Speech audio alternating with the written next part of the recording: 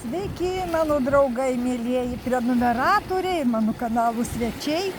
Paburkim taro kortom. Vėl noriu jums padovanoti būrimuką, kuris kainuos jums laiką ar padėką, nes už kortų būrimą reikia dėkoti, negalima, o jūs, kaip čigonai sako, dėk pinigėlį. Aš sakau, dėk laiką, man to užtenka. Aš jums pabursiu tokį dalyką dabar.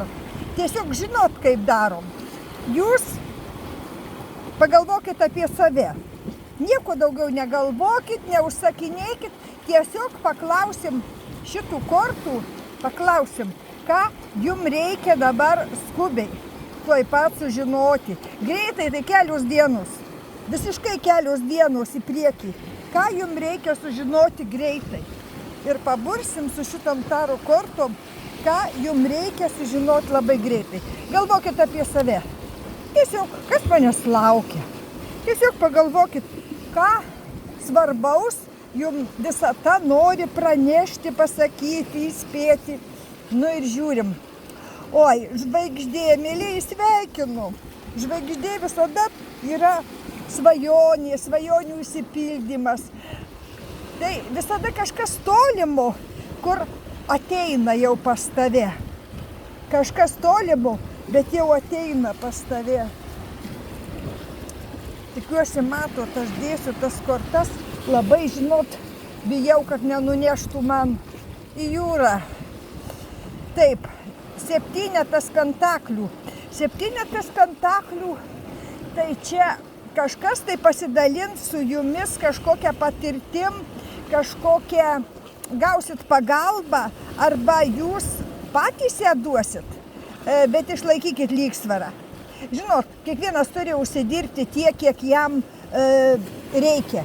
Kiekvienas turi gauti tik tiek, kiek jam galima gauti. Nes šitose kortuose net, matot, svarstyklės laiko žmogus. Svarstyklės tai rodo lygsvarą.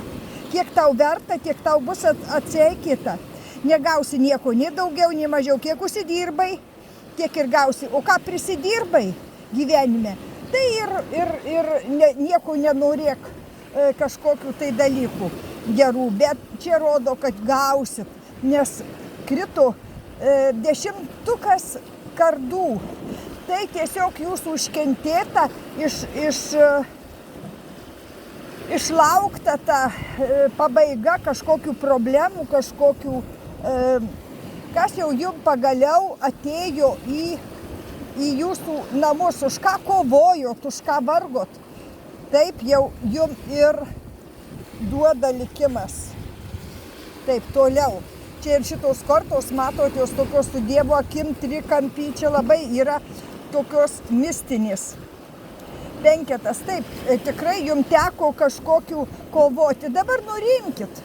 Kova baigėsi. Nurimkit, atsigaukit ir džiaukitės likimo dovaną, likimo apdovanojimu, tą, ką jūs laukit, galbūt visą gyvenimą pagaliau. Ir čia tuštia korta. Dar jūsų tik tai sprendžiasi. Dar labai svarbu jūsų dabar švari siela, švarius elgesys tiesiog jūsų, tą, ką jūs čia dar tik tai formuojasi jūsų ateitis. Tai žinot, ką padarykit, pasistengkit šituo periodu būti dvasiškai švarūs, neprisidirbkit daugiau ir tada bus saulė. Tada viskas bus greitai aišku, kas ateina į jūsų gyvenimą, kas jums skirta, kas jums likimų apdovanota, bet saulė visada kažkas tai labai labai gero, labai didelio ir džiaugsmingo. Saulė visada labai laimės ir viso ko gero korta. Ką įspėt norės? Taip, gana savigraužos, savikaltės, save graužti, kaltinti negalima. Aš jau kaip ezoterikė jums sakau, jokių būdų negalima savęs graužti ir kaltinti. Visos tos pamokos, ką patyrėt, ką padarėt klaidas, nesąmonės, prisidirbot, prisikvailiojot, turėjau tą padaryti. Tai jums reikėjo, kad jūs kažką tai išmoktumėt, kad jūsų siela išmoktų kažką labai labai jums reikalingo. Tai va, kiek jums visko pasako šitos kortos.